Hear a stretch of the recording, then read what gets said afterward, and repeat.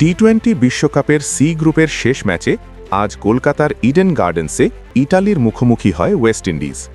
টুর্নামেন্টে টানা ৩ ম্যাচ জিতে আগেই সুপার ৮-এ জায়গা নিশ্চিত করে ফেলা ক্যারিবীয়দের কাছে এই ম্যাচটি কার্যত গুরুত্বহীন। তারপরও উইন্ডিজ দলে কোনো পরিবর্তন আনেনি, পূর্ণ শক্তির দল নিয়েই মাঠে নামে তারা। এদিকে প্রথমবার টি-20 বিশ্বকাপে অংশ নিয়ে ইতালি ইতিমধ্যেই নজর কেড়েছে। তারা নেপালকে হারিয়েছে এবং ইংল্যান্ডের বিরুদ্ধেও লড়াকু পারফরম্যান্স করেছে। তবে এই ম্যাচের রান তারা করতে নেমে তৈরি হয় উত্তেজনাপূর্ণ মুহূর্ত। ইতালির ইনিংসের ৫.৫ ওভারে ম্যাথিউ ফোর্ডের বলে বড় শট খেলেন সৈয়দ নাকভি, কিন্তু ব্যাটের কানায় লেগে বল সোজা আকাশে উঠে যায়। মিড অফে শামার জোসেফ সহজ ক্যাচ নেন।